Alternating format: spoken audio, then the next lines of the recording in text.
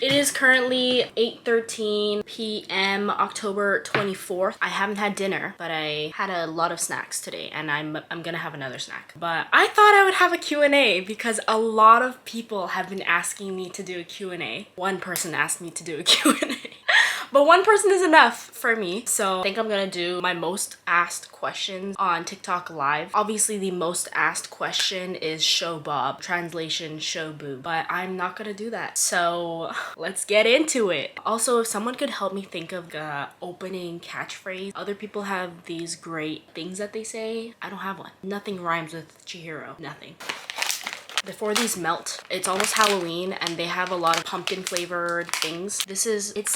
They're these like ice balls and they're basically frozen ice cream. All ice cream is frozen. They're basically these balls of ice cream with a hard shell, and then the inside has a more like creamy filling. They look like this, and this one is pumpkin flavored. They also had like corn. These are seasonal flavor and sweet potato, and I was like, I feel like the least weird flavor would be pumpkin. So pumpkin it is.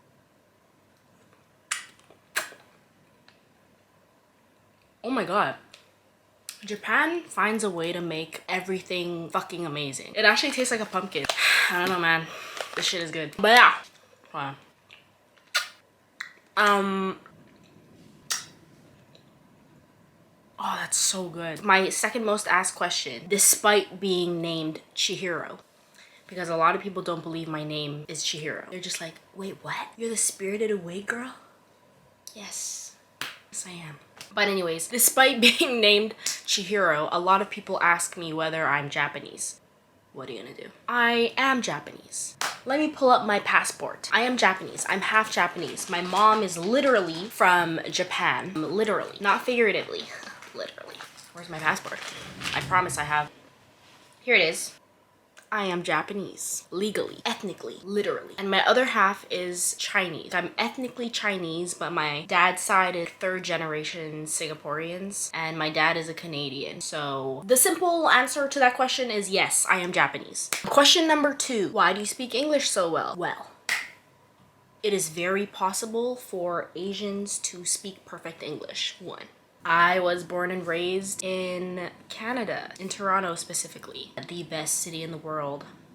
I don't know how English would not be my native language. It's crazy because even on my lives, after I say that I was born and raised in Toronto, people are like, but your English is really good. And I'm like, do you say this to other people? Like, how would it not be very good? I literally spent 23 years of my life in an English-speaking country. Let me stop. I've never lived in Japan. I've spent many summers in Japan, but only for like 3 months at a time. And it's not like I ever did anything here. I literally came here as a tourist. I only came to hang out with my grandma and my cousins and stuff like that. Sometimes I would spend New Year's here. So yeah, I don't know why people, even after knowing that I'm from Canada, would think that Japanese is my main language. I could go on about that forever.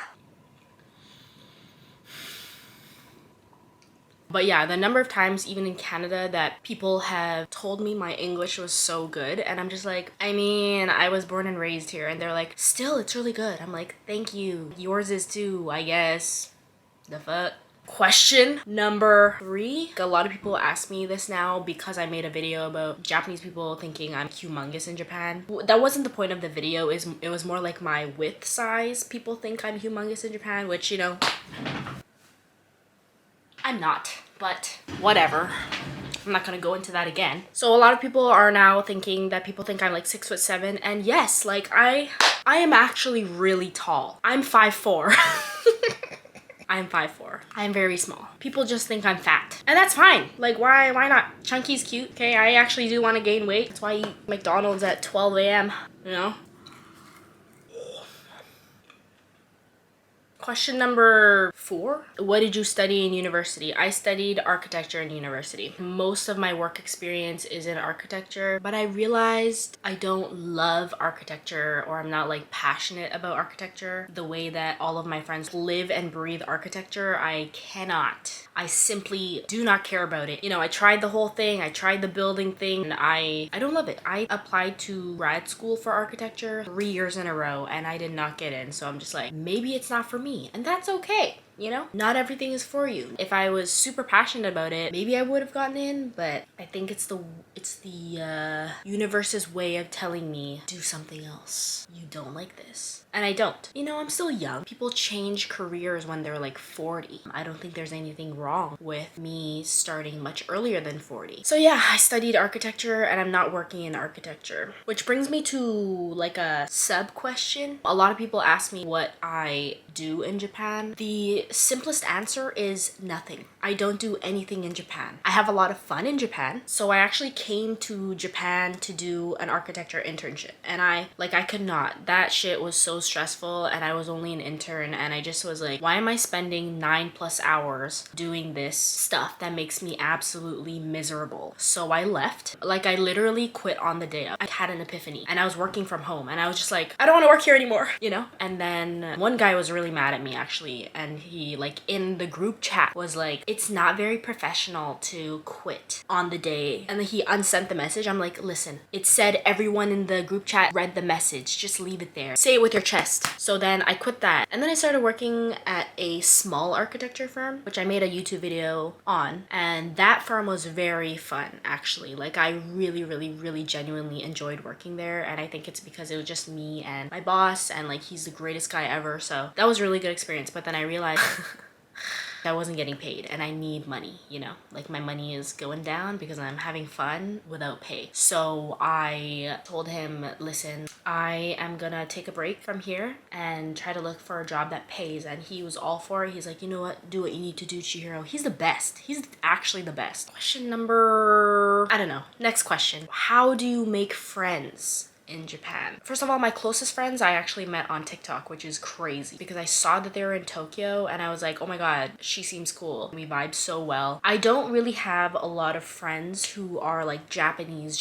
All of my friends are Japanese people who are exactly like me. They are born and raised in some English speaking country like Canada, America, or even Australia. They're just like regular North Americans or Australians who are ethnically Japanese. So I think maybe that has a lot to do with how well we vibe too. I feel like whenever I've tried to make friends with a Japanese person or when I work with a Japanese person, the conversation almost like ends at the part where they say, oh, like you're not from here? Oh, that's so cool, you know? Like, but that's all. And then they ask me about Toronto or something, but it like ends there, you know? They're more curious about the fact that I'm a foreigner. There's not much in common that we have. So I just personally find it easier to make friends with people who are like me, which I think makes sense, you know? Like dissolves like attracts like.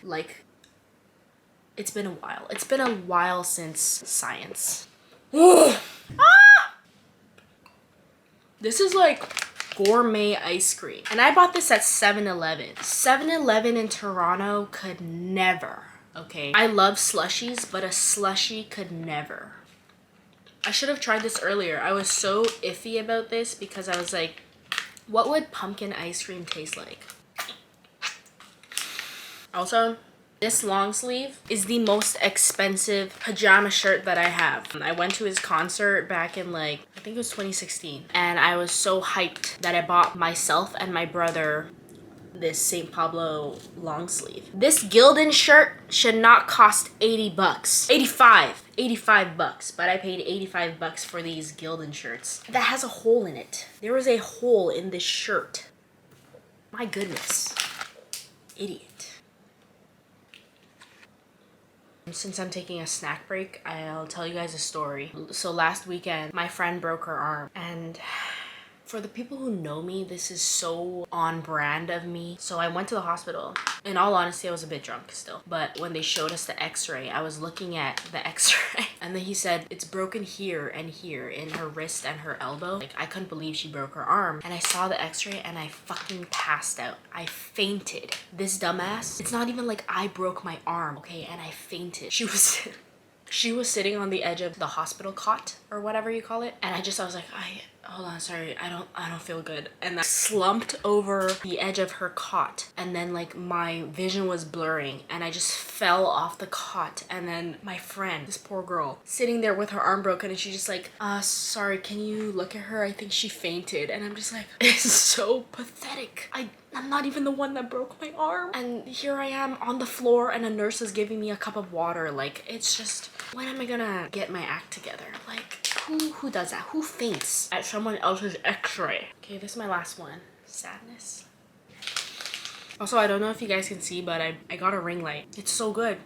So yeah, anyways, how do you make friends in Japan? Honestly, go out. Go out and don't be afraid to talk to people. And you will find like a great group of people who you vibe with and will become your small community in this gigantic city of 30 million people. Fun fact, the entire population of Canada, 30 million people, is equivalent to the entire population of Tokyo. Tokyo is just like a prefecture in this small island of Japan. And we have the same population as the entirety of Canada. But yes, I am confident that you will find a great group of friends in this gigantic megalopolis. And really try to, because I feel like it's so easy to feel lonely in Tokyo because there are so many people, and the city can be so overwhelming because there are so many people. Just a bunch of busy people going about their own day, having their own schedule, and you can feel very small. Make friends, be open to meeting new people, going to different events and stuff like that. It really changes the way you experience Japan when you have good people to experience it with.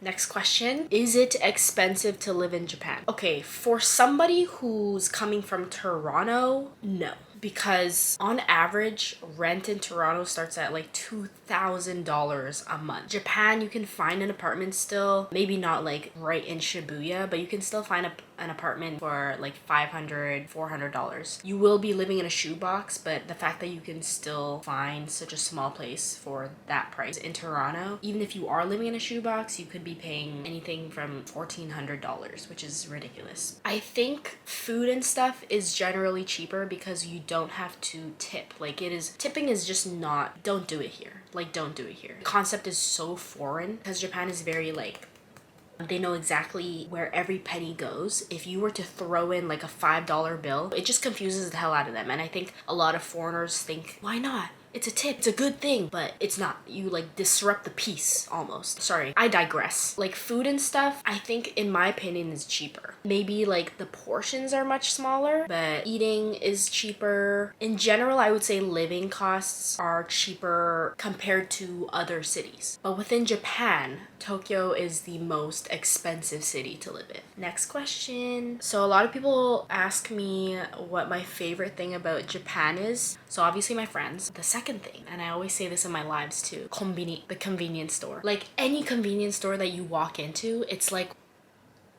heaven to me. That is what I imagine heaven to be like. And I hope they have the same milk teas in heaven, because I spend an average of like an hour in any convenience store that I go to, unless I am seriously in a hurry. If I have time, I will just look at every single snack and contemplate like, do I feel like eating this today or this? Or should I splurge and have both? I can really spend an entire day in the convenience store because the food, the snacks, the drinks, they sell alcohol.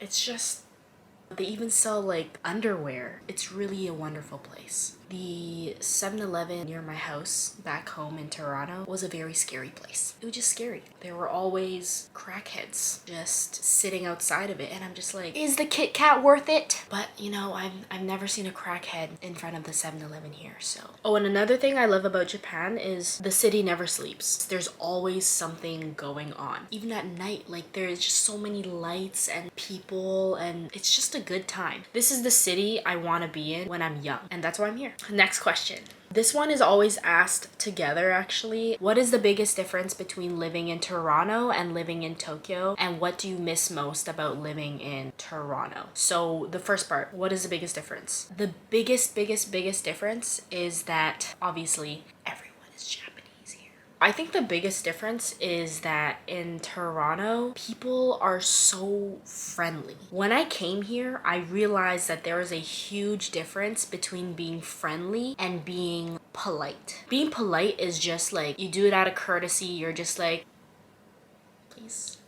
Oh no, you. But being friendly is like, it's just homey, you know? It's so much nicer. Japanese people are super polite, but people in Toronto are friendly. If they're talking to you, it's because they genuinely want to know something about you. They're just like, how's your day? And you know, in Japan, you're like, genki desu. Oh, I'm fine. But in Toronto, you're like, I just had the worst day. Everyone seems like an open book. If someone struck up a conversation with me in a bubble tea shop or something, we would just talk or whatever. But in Japan, I can't speak for all of Japan, but in Tokyo, like, it just never happens. Nobody talks to each other. Nobody like will randomly come up to you and be like, oh my god, I love your shoes. And every time I've done that to someone, they literally will look at you like you're about to rob them. The people in Tokyo are so not used to human connection like that on a daily basis. It's just not normal. Even in the supermarket, when I can't read something and I'll pull it up and, sorry, I can't read kanji very well. What is this? And they'll literally, like, when I do this, I am not exaggerating. They're just like, hi, it's pork. Maybe I should steal your wallet since you want to act like that. Yeah, it's just like, I don't understand. Like, in Toronto, it's so normal. There's so much like connection everywhere. That's the difference between friendly and polite. People can be polite. Friendly is entirely different. The second part of that question was, what do you miss most about Toronto? And this may sound so stupid coming from somebody who is Japanese, especially like me saying this as a Japanese person in Japan may sound ridiculous, but I miss seeing different races. People who are not Japanese make up less than 1% of the entire population. Okay, so whenever I see somebody who is visibly not Japanese, I get so excited. I crave that comfort from other foreigners. Another thing I do miss is that back in Toronto, all of my friends live in my area. So if it's like 8 p.m. at night and I want to go for a bike ride, I'll call up a friend and be like, want to meet at Coco's or whatever. We'll bike around to the docks. If I'm bored, I can hit up a friend and be like, can I come over? And they'll be like, yeah, you can come over. You can never do that here. Tokyo is just too big. Nobody lives near each other. And also, everybody just seems so busy. You have to really book your friends in advance. It's like, what are you doing on Tuesday between 3 p.m. and 5 p.m.? I'm like, I don't know. You're giving me a 2-hour window really to hang out with you? Like, what if that time comes around and you don't feel like it? There are no like impulsive plans. Luckily, I have friends who are like that, and this is why I make friends with other foreigners.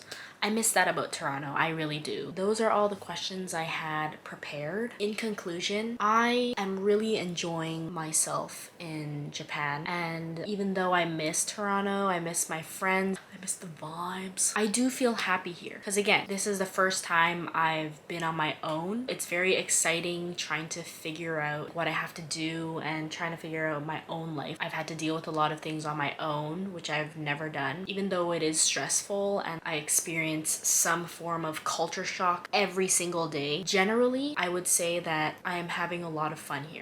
So don't worry about me, guys. And I feel like I have to say that last part because a lot of people are like, if you're so not used to Japanese culture, why don't you go back home? And I'm just like, I never said I didn't like Japan. I actually love Tokyo. I love Japan. If you follow me on Instagram, you'll know that I have a lot of fun in Tokyo. So I'm not going home. I do miss my friends though. I actually have an interview tomorrow, so I think I'm gonna end the video here. Thank you to that one girl for asking me to do a Q&A video. Also, this is a little shout out to all my friends in Toronto. My friends in Toronto get together and they'll watch my YouTube videos together.